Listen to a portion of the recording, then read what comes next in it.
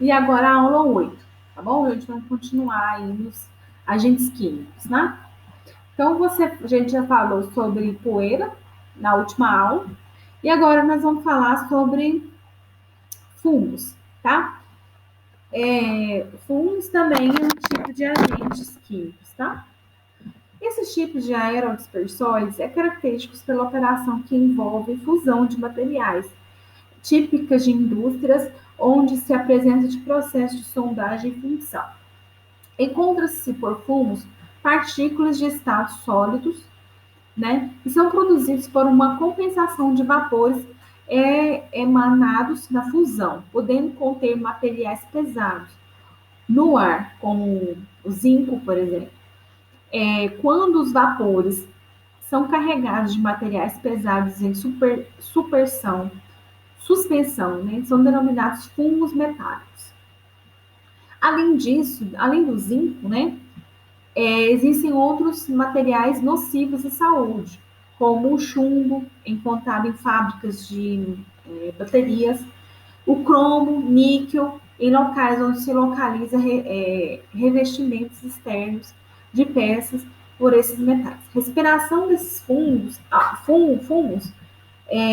um longo tempo, né, de sua absorção, né, podem provocar ulcerações do septo nasal.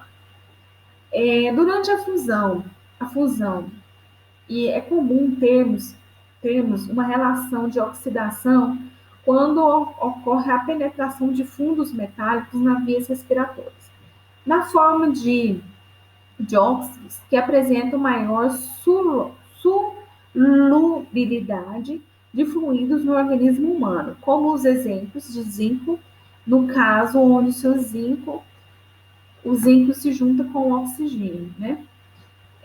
Vale lembrar que na formação de óxidos, que é o metal pesado junto com o oxigênio, eles se juntam e vira óxido, certo?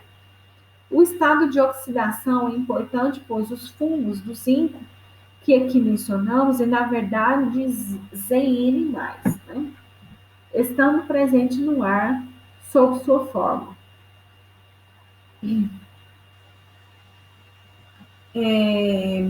Um exemplo que a gente tem aqui na apostila, nós temos como apresentar equipamentos para avaliação de poeira e fumos metálicos, né? Como a fumos também numa sondagem também. A sondagem ele dispersa no ar vapores, né, de metais pesados que podem entrar entrar no trato respiratório, né, e provocar a doença, né, que chama-se ulcerações de septo nasal. Nós temos aparelhos, né, que fazem essa avaliação de poeira e fumos metálicos. Na disciplina de ocupacional 3, vamos apresentar e utilizar como formas técnicas de avaliação normatizadas e as disciplinas de instrumentação, de regulamentação de práticas de utilização. Nós temos instrumentos, né, de avaliação de poeira e de fumos. A fumaça. Depois, assim como de poeira, a fumaça são partículas que resultam em uma reação química de combustão incompleta. Essas são substâncias de carbono geradas pela queima de materiais orgânicos, como também fumaças com características na carvoarias. Tá? Fibras. O que são fibras? Também um agente químico. Tá? As fibras são partículas sólidas que são produzidas no processo de rompimento mecânico, as quais representam como características físicas um, um formato alongado. Para você entender melhor, imagine uma partícula se você tem um comprimento e uma medida cujo valor seja aproximadamente de 3 a 5 vezes o seu diâmetro, conforme a figura. Vou mostrar para vocês um exemplo de fibra, só para vocês entenderem aí como é o conceito de fibra. Eu tenho um comprimento L, e o diâmetro D. O comprimento L tem que ser 2 vezes o D, 3 vezes o D, para vocês entenderem aqui, tá? O comprimento é alongado, certo? Você pode encontrar ambientes ocupacionais, como mensagens das indústrias que trabalham com fibras de lã, algodão, asbesto, vidro e cerâmica. No caso de exposição prolongada, a fibra de asbesto, vidro e cerâmica, a exposição alongada, né, de fibra de asbesto, a doença pode ser associada à asbestose, bastante agressiva aos pulmões dos trabalhadores. E depois disso, a gente tem as neblinas. As neblinas são entendidas como um conjunto de partículas líquidas que são suspensas no ar e resultante na compensação de vapores oriundos de substâncias de estado líquidos que são voláteis. Outras palavras, de acordo com a condição térmica, que o líquido está submetido ao aquecimento, ele tem facilidade de evaporação. Por isso, o vapor agrega-se ao ar até atingir a saturação. Nessa condição, não se, nessa condição, não se consegue agregar mais vapor ao ar, gerando então excesso de vapor no ambiente. E neste momento, há uma diminuição da temperatura do ar, ocasionando a condensação, quer dizer, a mudança do estado físico para estado de vapor para líquido. Do vapor que está saturado no ambiente, formando-se partículas líquidas ou gotículas, certo? Então, a necessidade de se, a necessidade de se, a necessidade de ter-se a condição de uma saturação do vapor e uma posterior condensação forma-se neblinas mais difíceis a serem vistas nas indústrias. Eles são mais conhecidos como fenômeno do clima mesmo. As névoas, nós estávamos falando sobre neblinas. Neblinas vocês conseguem ver com mais facilidade em ambientes naturais, né? Quando acontece uma chuva, né? Final do dia, e aí aquele vapor do asfalto, né? Sobe, aquele calor vem através do asfalto, sobe com a fumaça e forma neblina. As névoas, do mesmo modo como são definidas as neblinas, as névoas são partículas líquidas em suspensão no ar. No entanto, ambas diferem quanto ao processo de geração das partículas. As névoas são produzidas por atomização ou ruptura mecânica do líquido pressionado. Você pode encontrá-las em procedimentos e trabalhos como pintura na forma de spray, aplicando em agrotóxicos envolvendo nebulização. Uso de óleo de corte formando névoa de óleo, certo? Depois que a gente falou sobre tudo isso, agora a gente vai falar de gases e vapores. Os gases, por toda a sua vez, eles podem também podem também ter mesmos sinônimos, mas não são. Não são e apresentam conceitos bem diferentes.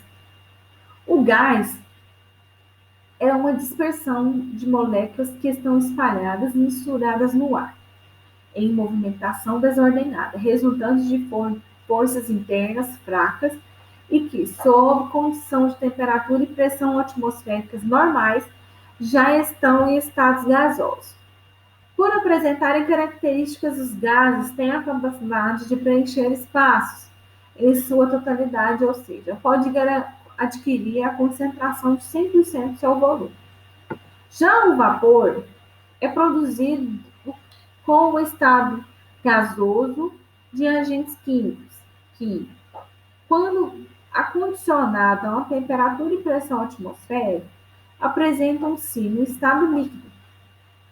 A sua Conservação no meio ambiente. Poderá, poderá de variáveis com pressão de valor com pressão de vapor e temperatura ambiente. Quando houver aumento de temperatura, ocorrerá uma elevação de pressão de vapor e, consequentemente, maior vaporização do produto no ar, certo? Como, por exemplo, gases, podemos citar o próprio ar que respiramos, uma mistura formada entre nitrogênio e oxigênio, assim como o gás carbônico, dióxido de carbono, monóxido de carbono, amônia, GLP, que é gás liquefeito de petróleo e gás de cozinha, e outros de ampla utilização nas indústrias e lares brasileiros, certo?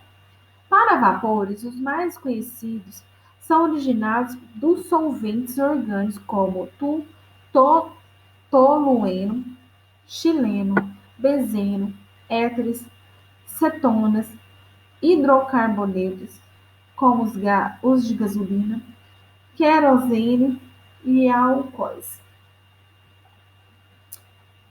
Sob o ponto de vista de higiene ocupacional, os gases e vapores são estudados em conjunto, por apresentar comportamentos no ar de modo similar. Portanto, eles têm comportamento similar, mas eles são diferentes. Gases é gases, vapores é vapores. Certo? Gases sempre vai estar no ar, vapor sempre vai estar dependendo da condição ali. Se o líquido está fechado, ele não vai formar vapor. Se eles estiverem abertos, ele vai se espalhar no ar com composto químico em condição com o meio ambiente.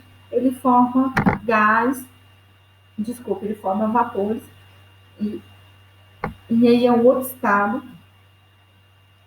rarefeito, ok? Como já foi citado agora anteriormente. Na figura aqui que a gente tem na apostila, a gente consegue apresentar para vocês uns exemplos aqui sobre equipamento utilizado para avaliação de gases e vapores na disciplina ocupacional 3. Você apresentará como utilizados, como técnicas de avaliação normalizadas na disciplina de instrumentação, realizado como algumas práticas de utilização, ok? E os efeitos dos organismos. O efeito químico desses organismos é dependente de cada condições, de várias condições, né? Esse estudo de classificação de elementos químicos e de agentes químicos, né? De acordo com o seu estado físico, para os casos de partículas sólidas, conhece inclusivamente a classificação do tamanho. Agora faremos uma breve abordagem sobre o ponto de vista dos riscos químicos. Além de mencionados, permite-se classificar aerodispersóides, gases e vapores, de acordo com os efeitos que eles devem ser provocados no organismo. Alguns desses tipos de efeitos vocês devem ter disponível aí, que está na apostila da Engenharia Ocupacional 1, tá? Vou só citar aqui alguns, tá? A classificação de agentes químicos conforme os efeitos no nosso organismo. Tem os estados físicos, na primeira linha, coluna, tá? Na primeira coluna, aerodispersóides, embaixo, gases e vapores. No estado físico, aerodispersóides, a gente tem fibrogênicos que podem produzir nódulos e causar endurecimento, denominado fibrose, nos tecidos pulmonares. Como exemplo de substância seria a sílica e o amianto. Dentro do aerodispersóides, temos os irritantes, que são partículas de ação química que podem causar ulcerações ou inflamações no trato respiratório, que podem ser névoas oriundas de ácidos e gases. Dentro ainda dos aerodispersóides, nós temos produtores de febre. Podem provocar calafrios e febres, que um exemplo seria fumos metálicos. Ainda assim, no aerodispersóides, nós temos carcinogênicos, carcinogênicos, que pode provocar o trabalhador estar exposto a um longo período, pode adquirir o câncer, como, por exemplo, o amianto e o radionucleoides. Ainda no aerodispersões, nós temos os sistêmicos, agentes que têm capacidade de atacar órgãos internos e sistemas do organismo humano, que são exemplos cadmio e manganês. Ainda nos aerodispersões, nós temos o mutagênicos e teratogênicos, que podem caracterizar-se por causar modificações celulares e alterações genéticas. Os mutagênicos afetam não somente os indivíduos contaminados, mas também seus descendentes. Os teratogênicos têm as características de afetar e desenvolver embrionários ou fetal, resultante em deformidades do feto congênitos, como, por exemplo, mercúrio orgânico, fungos de chumbo. Agora a gente vai falar sobre vapores e gases. Os vapores e gases, nós temos irritantes, substâncias capazes de causar irritação e ulcerações no trato respiratório pela ação química, como as mucosas, solubilidade com partículas úmidas ou por trato direto. Exemplo: ácidos clorídricos e gás sulfídrico. Ainda nos gases e vapores, nós temos os tóxicos. Ação nociva generalizada, dependente de via de penetração. Algumas podem agir em órgãos ou sistemas específicos. Por exemplo, seriam os inseticidas e hidrocarbonetos. Ainda nos gases e vapores, os anestésicos e narcóticos são ação depressora do sistema nervoso central, SNC, sistema formado pelo conjunto do cérebro e medula espinhal. Por exemplo, seriam éteres e cetonas. Ainda nos gases e vapores, os asfixiantes, que podem ser classificados como asfixiantes simples, que atuam substituindo o oxigênio do ar a ser transportado pela hemoglobina no corpo humano, dentro do corpo humano, quando estão presentes na atmosfera, sem ação bioquímica.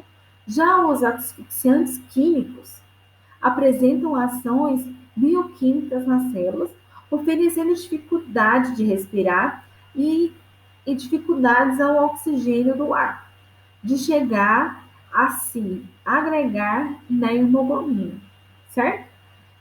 O exemplo seriam os nitrogênios, gás carbônico e monóxido de carbono. Ainda falando sobre gases e vapores, os carcinogênicos apresentam a capacidade de causar câncer quando expostos por um longo período. Seriam os cloretos de vinila e o benzeno.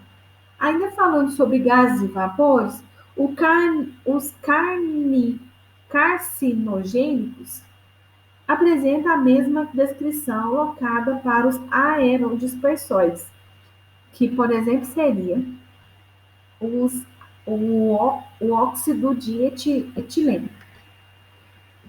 Bom, para resumir aqui, nessa aula, né, dos químicos, agentes químicos, você começou a conhecer os agentes químicos para a higiene ocupacional. Já que essa disciplina é introdutória, iniciaremos um estudo depois, explicando como seria a concentração de níveis, para vocês aprenderem melhor em sala de aula. Desde já, até mais.